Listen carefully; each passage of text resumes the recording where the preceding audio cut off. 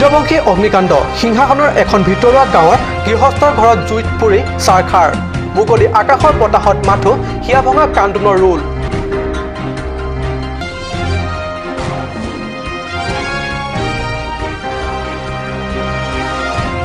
ডিফু আঞ্চলিক ছাত্ৰ সন্থাৰ সৌজন্যত ডিফু ক্লাবত অনুষ্ঠিত বিহু কৰ্মশালা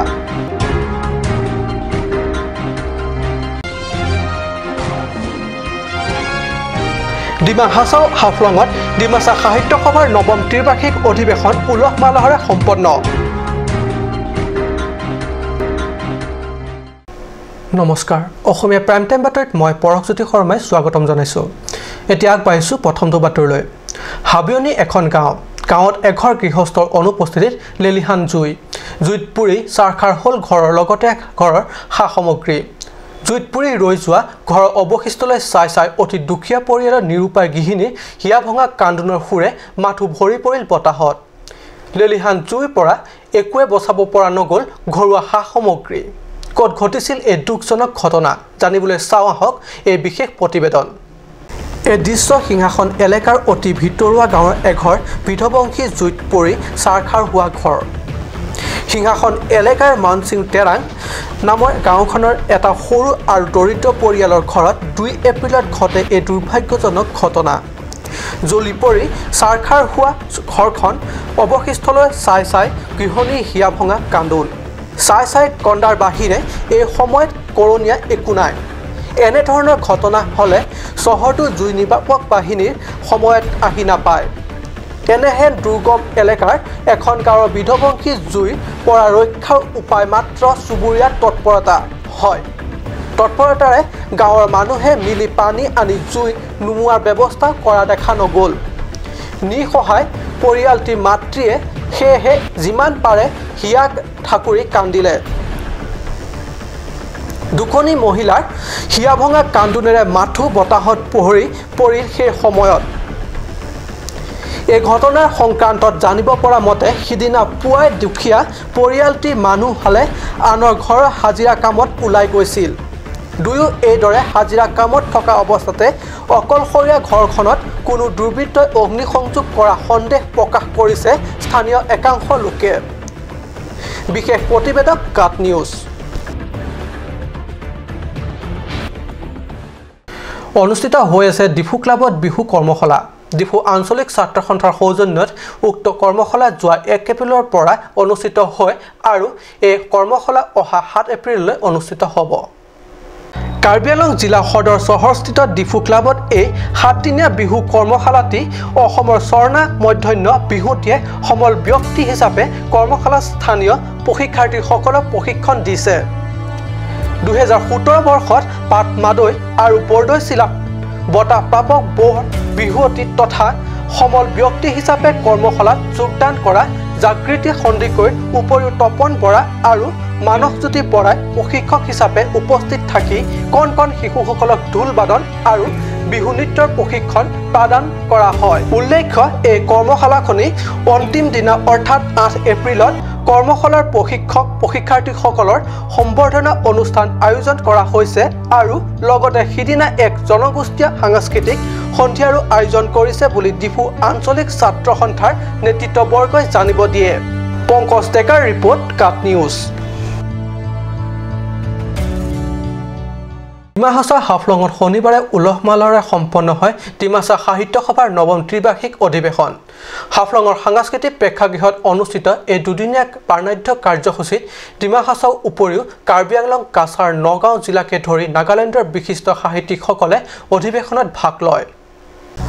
30 মাৰ্চ আৰু 31 এপ্ৰিলত দুদিনীয়া বাৰ্ণাঢ্য কাৰ্যসূচীৰে অনুষ্ঠিত ডিমাচা সাহিত্য সভাৰ নৱম ত্ৰিবাৰ্ষিক অধিৱেশনত নগাঁও কাছাৰ কাৰ্বি আংলং জিলাৰ উপৰিও চুবুৰীয়া নাগালেণ্ডৰ পৰা অহা বিশিষ্ট কবি সাহিত্যিকসকলেৰে অধিৱেশনথলী গাম্ভীৰ্যপূৰ্ণ হৈ উঠে শনিবাৰে পুৱা ডিমাচা সাহিত্য সভাৰ সভাপতি বিশ্বজিৎ বৰ্মনকে বিভিন্ন জিলাৰ পৰা বিশিষ্ট সাহিত্যিকসকলৰ উপস্থিতিত সভাৰ পতাকা উত্তোলন কৰি অধিৱেশনৰ কাৰ্যসূচী শুভাৰম্ভ কৰে অধিৱেশনৰ দ্বিতীয় দিনা অনুষ্ঠিত অধিৱেশনৰ মূল সভাত বিধায়ক তথা প্ৰাক্তন ডিমাচা সাহিত্য সভাৰ সভাপতি বীৰভদ্ৰ হাগজেৰে মুখ্য অতিথি ডিমা হাছাও স্বায়ত্তশাসিত পৰিষদৰ প্ৰাক্তন মুখ্য কাৰ্যবাহী সদস্য সমৰজিৎ হাফলংবাৰ, জাধিক নাইচ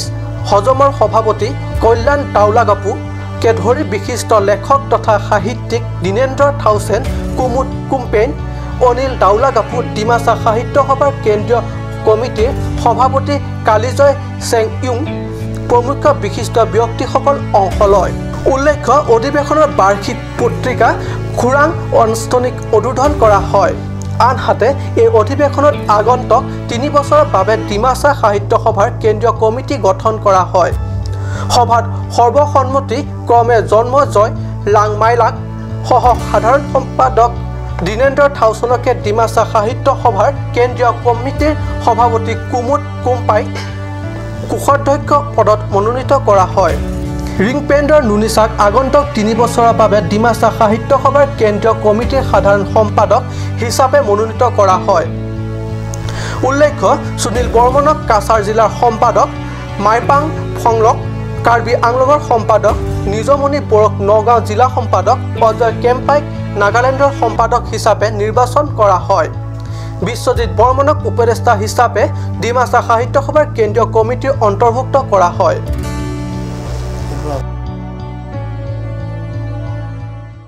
সভাই সমিতিয়ে বিজেপি চৰকাৰৰ উন্নয়নৰ ঢাক ঢোল, কথাই কথাই বিজেপি চৰকাৰৰ দিনত অমুকতো তমুকতো বিকাশ হ'ল। প্ৰায় প্ৰত্যেক দিনাই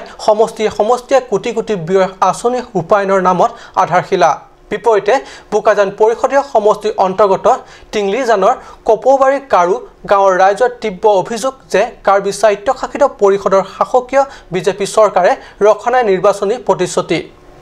চাওঁ হওক এই প্ৰতিবেদন। টিভি স্ক্ৰীণত এয়া এখন গাঁৱৰ দুখজনক দৃশ্যৰ যাতায়াতৰ। আমি একো নকওঁ, এই দৃশ্যলৈ চাই আপুনিয়ে ভাবক, আজি বিজ্ঞান তথা তথ্যৰ প্ৰযুক্তিৰ বিকাশৰ চূড়ান্ত সীমাত বাস কৰা কোনো মানুহৰ পৃথিৱীত এনে পদৰ দশা থাকিব পাৰেনে? পৃথিৱীৰ আন প্ৰান্তত নাথাকিলেও কিন্তু আমাৰ পিছপৰা জিলাখনৰ বাবে অতি সুলভ এনে দৃশ্য। এই পথৰ দৃশ্য পৰিষদীয় বোকাজান সমষ্টিৰ টিংলিজান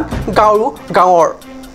চৰকাৰক ভৰসা নকৰি গঞা ৰাইজে মিলি যি পাৰে আগন্তুক বাৰিষা অহা আগে আগে অন্তত কণ ছাত্ৰ ছাত্ৰীয়ে স্কুল আৰু ডাঙৰে বজাৰ সমাৰলৈ অহা যাহ কৰিব পৰাকৈ পথটি মেৰামতিত লাগিছে। গঞা ৰাইজৰ অভিযোগ, পৰিষদীয় বিজেপি চৰকাৰখনে নিৰ্বাচনৰ প্ৰতিশ্ৰুতি ৰখা নাই, কেৱল আভুৱা ভাৰিলে পিছপৰা ৰাইজক। এই অভিযোগ বিধায়ক ডাক্তৰ নুমল মুমিন আৰু কাৰ্যবাহী সদস্য মাধুৰ্য ঢেকিয়াল ফুকনে শুনিছেনে? সমূহ হৈছে এটি চমু বাণিজ্যিক বিৰোধীৰ।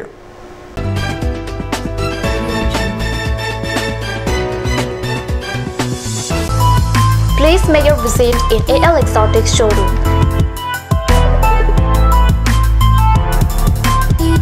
It's time to replenish your garden with different kinds of exotic plants. Various kinds of exotic plants, PE pots, gift items, and more accessories for both indoor and outdoor are available here.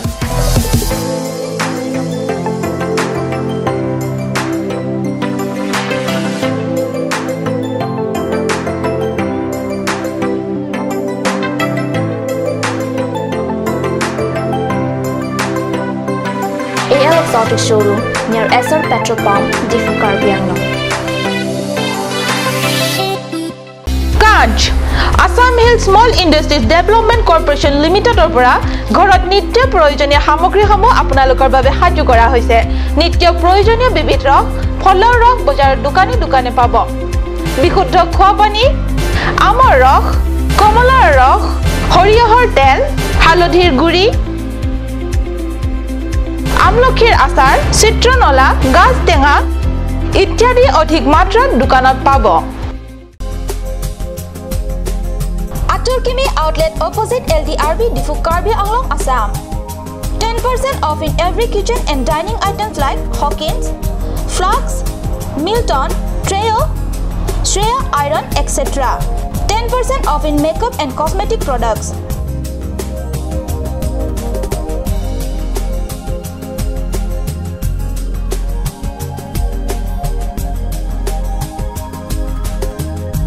And grocery items.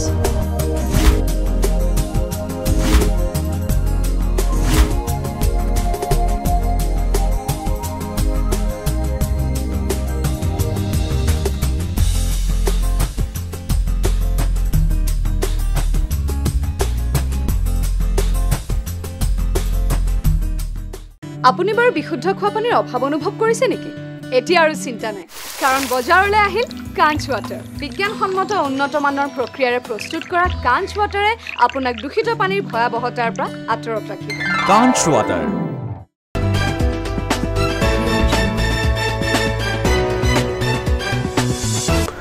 বিৰতি পিছত পুনৰ বাতৰি মজিয়া চলি আছে কাৰ্বি আংলং জিলা মহিলা সমিতি সোণালী জয়ন্তী বৰ্ষ সোণালী জয়ন্তীৰ অংশ হিচাপে 1 এপ্ৰিলত সমিতি নিজা কাৰ্যালয়ত বিভিন্ন কাৰ্যসূচী মহিলাসকলৰ মাজত অনুষ্ঠিত হয় আৰু এই প্ৰতিযোগিতা কাৰ্বি বং ঐ আলুনেৰে আৰম্ভ কৰা হয় কাৰ্বি বং ঐ আলুনেৰে আৰম্ভ হোৱা প্ৰতিযোগিতাত বিয়ানাম দিহানামো প্ৰতিযোগিতা অনুষ্ঠিত কৰা হয় বং ঐ আলুত দিহানাম বিয়ানাম আদি তিনিওটা প্ৰতিযোগিতাতে যথেষ্ট সংখ্যক মহিলা প্ৰতিযোগীয়ে অংশগ্ৰহণ কৰে